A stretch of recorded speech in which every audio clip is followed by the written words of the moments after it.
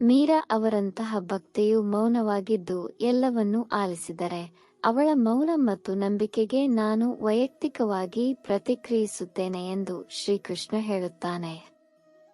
ಒಬ್ಬನ ಮುಂದೆ ಮಾತ್ರ ನಮಸ್ಕರಿಸಿ ಮತ್ತು ಅವನು ನಿಮ್ಮನ್ನು ಬೇರೆಯವರ ಮುಂದೆ ಬಾಗಲು ಬಿಡುವುದಿಲ್ಲ. ಅಕ್ಕಸಾಲಿಗನ ಅಂಗಡಿಯ ತ್ಯಾಜ್ಯವು ಬಾದಾಮಿಗಿಂತ ಹೆಚ್ಚು ಬೆಲೆ ಬಾಳುವ ಕಾರಣ ಒಳ್ಳೆಯ ಜನರ ಸಹವಾಸದಲ್ಲಿರಿ. ನಿಮ್ಮ ಸತ್ಯವಾದ ಮಾತನ್ನು ತಿರುಚುವವರಿಗೆ ನಿಮ್ಮನ್ನು ವಿವರಿಸಲು ನಿಮ್ಮ ಸಮಯವನ್ನು ವ್ಯರ್ಥ ಮಾಡಬೇಡಿ ಎಂದು ಶ್ರೀಕೃಷ್ಣ ಹೇಳುತ್ತಾನೆ. ಒಂದು ದಿನ ನಿಮ್ಮ ಮುಂದೆ ಸುಂದರವಾದ ಜೀವನವನ್ನು ಹೊಂದಲು ಮತ್ತು ಲೌಕಿಕ ವಿಷಯಗಳಲ್ಲಿ ಸಿಕ್ಕಿಹಾಕಿಕೊಳ್ಳಲು ನೀವು ಸಮಯವನ್ನು ದೂಷಿಸುವುದಿಲ್ಲ, ಆದರೆ ನಿಮ್ಮನ್ನು ದೂಷಿಸುತ್ತೀರಿ. ಒಮ್ಮೆ ಕ್ಷಮಿಸಿ ಮತ್ತು ಒಳ್ಳೆಯವರಾಗಿರಿ, ಆದರೆ ಅದೇ ವ್ಯಕ್ತಿಯನ್ನು ಮತ್ತೊಮ್ಮೆ ನಂಬುವಷ್ಟು ಮೂರ್ಖರಾಗಬೇಡಿ. ರಸ್ತೆಯಲ್ಲಿ ಅಪರಿಚಿತರಂತೆ ನಿಮ್ಮ ಯೋಗಕ್ಷೇಮವನ್ನು ವಿಚಾರಿಸದೆ ನಿಮ್ಮ ನೋವನ್ನು ಅನುಭವಿಸುವವರೇ ನಿಜವಾದ ಸಹಚರರು. ಕಠಿಣ ಪರಿಶ್ರಮದ ಫಲಗಳು ಮತ್ತು ಸಮಸ್ಯೆಗಳಿಗೆ ಪರಿಹಾರಗಳು ತಡವಾಗಿ ಬರಬಹುದು, ಆದರೆ ಅವು ಬರುತ್ತವೆ. ನೀವು ಇತರರಿಗೆ ಒಳ್ಳೆಯದನ್ನು ಬಯಸಿದಾಗ ಅದೇ ನಿಮಗೆ ಹಿಂತಿರುಗುತ್ತದೆ. ಅದು ಪ್ರಕೃತಿಯ ನಿಯಮ. ಮುರಿದ ವಿಷಯಗಳು ನಂಬಿಕೆ, ಹೃದಯ, ನಿದ್ರೆ ಮತ್ತು ನಿರೀಕ್ಷೆಗಳಂತಹ ಹೆಚ್ಚಿನ ನೋವನ್ನು ಉಂಟುಮಾಡುತ್ತವೆ. ಆಸೆಗಳು ಈಡೇರದಿದ್ದಲ್ಲಿ ಕೋಪ ಹೆಚ್ಚುತ್ತದೆ, ಈಡೇರಿದಾಗ ದುರಾಸೆ ಬೆಳೆಯುತ್ತದೆ. ಆದ್ದರಿಂದ ಎಲ್ಲ ಸಂದರ್ಭಗಳಲ್ಲಿ ತಾಳ್ಮೆಯನ್ನು ಕಾಪಾಡಿಕೊಳ್ಳುವುದು ಉತ್ತಮ. ಅನೇಕರು ಸಹಾಯವನ್ನು ಹುಡುಕುತ್ತಾರೆ, ಆದರೆ ನಿಮಗೆ ಸಹಾಯ ಬೇಕಾದಾಗ ಯಾರೂ ಸುತ್ತಲೂ ಇರುವುದಿಲ್ಲ. ಶ್ರೀಕೃಷ್ಣನು ಹೇಳುತ್ತಾನೆ, ಒಳ್ಳೆಯ ಕಾರ್ಯಗಳನ್ನು ಮಾಡಿ ಮತ್ತು ಅವುಗಳನ್ನು ಮರೆತು ಬಿಡಿ. ಪ್ರತಿಫಲಗಳು ಸರಿಯಾದ ಸಮಯದಲ್ಲಿ ಬರುತ್ತವೆ. ಬ್ಲೇಡ್ ಚೂಪಾದ ಆದರೆ ಮರವನ್ನು ಕಡಿಯುವಂತಿಲ್ಲ. ಕೊಡಲಿ ಬಲವಾಗಿದೆ, ಆದರೆ ಕೂದಲನ್ನು ಕತ್ತರಿಸಲು ಸಾಧ್ಯವಿಲ್ಲ. ಅಂತೆಯೇ ಪ್ರತಿಯೊಬ್ಬ ವ್ಯಕ್ತಿಯು ಅವರ ಸಾಮರ್ಥ್ಯಗಳಿಗೆ ಅನುಗುಣವಾಗಿ ಶ್ರೇಷ್ಠರಾಗಿದ್ದಾರೆ. ಆದ್ದರಿಂದ ನಿಮ್ಮನ್ನು ಇತರರೊಂದಿಗೆ ಹೋಲಿಸಬೇಡಿ. ಸಮಸ್ಯೆಗಳು ಭಾರವಾಗಿ ಕಾಣಿಸುತ್ತವೆ, ಆದರೆ ನೀವು ಅವುಗಳನ್ನು ಎತ್ತಿದಾಗ ಹಗುರವಾದ ಅನುಭವವಾಗುತ್ತದೆ.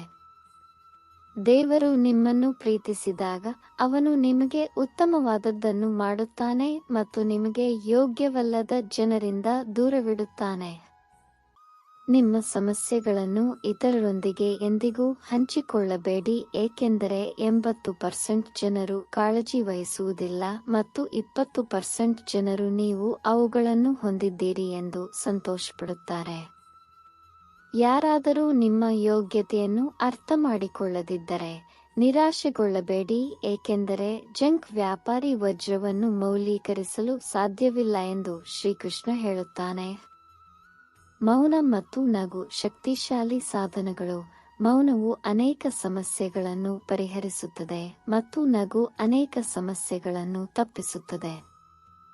ಜನರು ಸುಲಭವಾಗಿ ಬದಲಾಗುವುದಿಲ್ಲ, ಆಗಾಗ್ಗೆ ಸಂದರ್ಭಗಳು ಬದಲಾಗುತ್ತವೆ. ಜೀವನವನ್ನು ಒಮ್ಮೆ ಮಾತ್ರ ಬದುಕಲಾಗುತ್ತದೆ ಎಂದು ಹೇಳುವುದು ತಪ್ಪು. ಸಾವು ಒಮ್ಮೆ ಬರುತ್ತದೆ, ಜೀವನವು ಪ್ರತಿದಿನ ಬದುಕುತ್ತದೆ. ಶ್ರೀಕೃಷ್ಣ ಹೇಳುತ್ತಾನೆ, ಜನರು ನಿಮ್ಮನ್ನು ಟೀಕಿಸಲಿ. ಸಣ್ಣ ಜನರು ಇಂತಹ ಕೆಲಸಗಳನ್ನು ಮಾಡುತ್ತಾರೆ. ವಂಚನೆಯು ಕೇವಲ ದ್ರೋಹದಲ್ಲಿ ಮಾತ್ರವಲ್ಲದೆ ನಿಕಟವಾಗಿ ನಟಿಸುವುದರಲ್ಲಿಯೂ ಇದೆ. ಮುಂದೆ ಸಾಗಲು ಧೈರ್ಯ ಬೇಕು. ನಿಮ್ಮನ್ನು ಅನುಮಾನಿಸಿದವರಿಗೆ ನೀವು ಏನನ್ನು ಸಾಧಿಸಬಹುದು ಎಂಬುದನ್ನು ತೋರಿಸಿ. ಶ್ರೀಕೃಷ್ಣನು ಬಹಿರಂಗವಾಗಿ ಬೆಂಬಲಿಸಿ ಪ್ರತಿಸ್ಪರ್ಧಿಯಾಗು, ಆದರೆ ದೇಶದ್ರೋಹಿ ಅಲ್ಲ ಎಂದು ಹೇಳುತ್ತಾನೆ. ಸಂಬಂಧಗಳು ಆಯ್ಕೆಯಿಂದ ರೂಪುಗೊಂಡಿಲ್ಲ. ನೀವು ಯಾವಾಗ ಮತ್ತು ಯಾರನ್ನು ಭೇಟಿಯಾಗುತ್ತೀರಿ ಎಂಬುದನ್ನು ಸರ್ವಶಕ್ತನು ಮಾತ್ರ ನಿರ್ಧರಿಸುತ್ತಾನೆ. ಜನರು ಯೋಚಿಸದೆ ಮಾತನಾಡುತ್ತಾರೆ, ಆದರೆ ಕೇಳುಗರಿಗೆ ಏನು ಅನಿಸುತ್ತದೆ ಎಂದು ನೀವು ಯೋಚಿಸಿದ್ದೀರಾ? ಬದುಕಲು ಮೌನ ಅತ್ಯಗತ್ಯ. ಯಾರಿಗಾದರೂ ದ್ರೋಹ ಮಾಡುವುದು ಬೇರೆಯವರು ತೀರಿಸಿದ ಋಣ.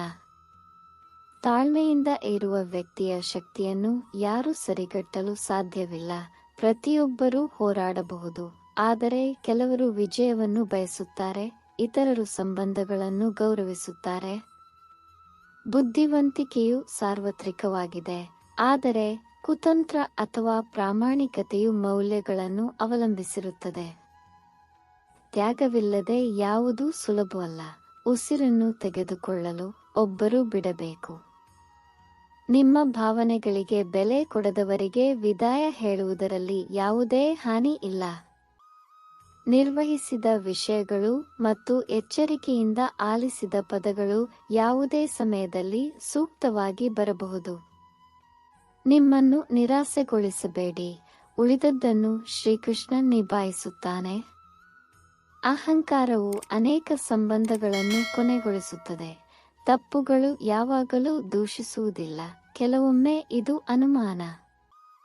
ಅನುಮಾನಕ್ಕೆ ಯಾವುದೇ ಚಿಕಿತ್ಸೆ ಇಲ್ಲ ಮತ್ತು ಪಾತ್ರಕ್ಕೆ ಪುರಾವೆ ಇಲ್ಲ. ಸಂಬಂಧಕ್ಕಿಂತ ಉತ್ತಮವಾದ ಮಾರ್ಗವಿಲ್ಲ ಮತ್ತು ಪದಗಳಿಗಿಂತ ಉತ್ತಮವಾದ ಗುರಾಣಿ ಇಲ್ಲ.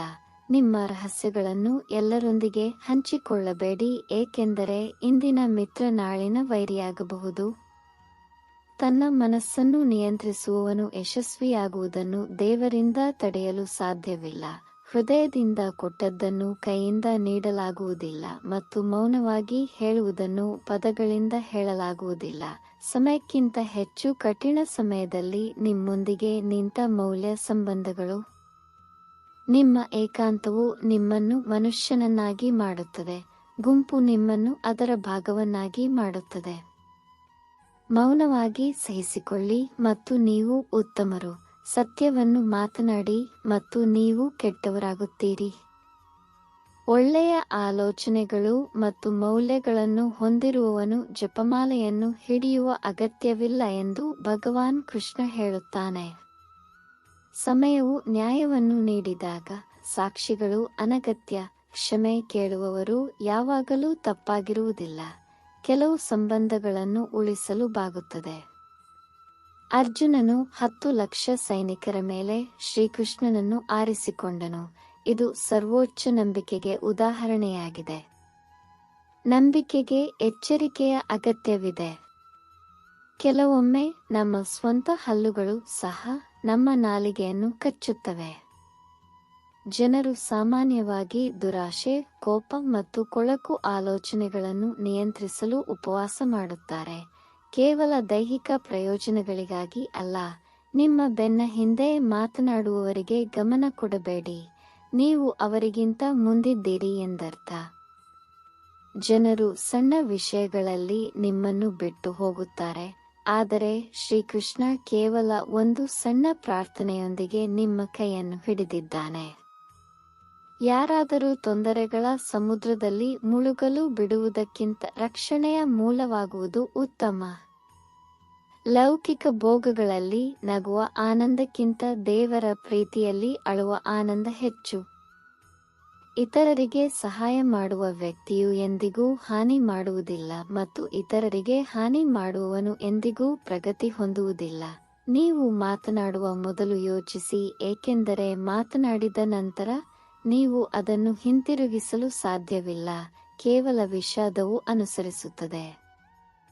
ನೀವು ಜೀವನದಲ್ಲಿ ಪ್ರಗತಿ ಹೊಂದಲು ಬಯಸಿದರೆ ಹೆಚ್ಚಿನ ಜನರ ನಿರುತ್ಸಾಹದ ಮಾತುಗಳಿಗೆ ಕಿವುಡರಾಗಿರಿ. ನಿಮಗೆ ಶತ್ರುಗಳಿಲ್ಲದಿದ್ದರೆ ನೀವು ಮಾತನಾಡಬೇಕಾದಾಗ ನೀವು ಮೌನವಾಗಿದ್ದೀರಿ ಎಂದರ್ಥ. ಪ್ರೀತಿ ನಿಮ್ಮ ಅಗತ್ಯಗಳನ್ನು ಪೂರೈಸುವ ಬಗ್ಗೆ ಅಲ್ಲ. ಇದು ಪರಸ್ಪರರ ಸಂತೋಷ ಮತ್ತು ದುಃಖಗಳನ್ನು ಹಂಚಿಕೊಳ್ಳುವುದು ಮತ್ತು ಭಾವನೆಗಳನ್ನು ಅರ್ಥಮಾಡಿಕೊಳ್ಳುವುದು. ಕೊರತೆಯ ಭಾವನೆಗೆ ಕಾರಣವಿದೆ. ಇಲ್ಲದಿದ್ದರೆ ಗಂಗಾನದಿಯು ತುಂಬಾ ಜನಸಂದಣಿಯಾಗುವುದಿಲ್ಲ. ಭಗವಾನ್ ಕೃಷ್ಣನು ಹೇಳುತ್ತಾನೆ, ನೀವು ಕಠಿಣ ಸಮಯವನ್ನು ಎದುರಿಸುತ್ತಿದ್ದರೆ ಚಿಂತಿಸಬೇಡಿ, ನಿಮ್ಮನ್ನು ಪರಿಷ್ಕರಿಸಲಾಗುತ್ತಿದೆ. ನೀವು ಜೀವನದಲ್ಲಿ ಶಾಂತಿಯನ್ನು ಬಯಸಿದರೆ ಜನರ ಮಾತುಗಳನ್ನು ಹೃದಯಕ್ಕೆ ತೆಗೆದುಕೊಳ್ಳುವುದನ್ನು ನಿಲ್ಲಿಸಿ, ಏಕೆಂದರೆ ಜೀವನವು ಮುಂದೆ ಸಾಗುವುದು ನಿಲ್ಲುವುದಿಲ್ಲ. ಸಮಸ್ಯೆಯ ಸಮಯದಲ್ಲಿ ಯಾರಾದರೂ ಸಲಹೆಯನ್ನು ಕೇಳಿದರೆ ಸಲಹೆಯ ಜೊತೆಗೆ ಅವರಿಗೆ ಬೆಂಬಲವನ್ನು ನೀಡಿ, ಏಕೆಂದರೆ ಸಲಹೆಯು ತಪ್ಪಾಗಿರಬಹುದು, ಆದರೆ ಬೆಂಬಲ ಎಂದಿಗೂ.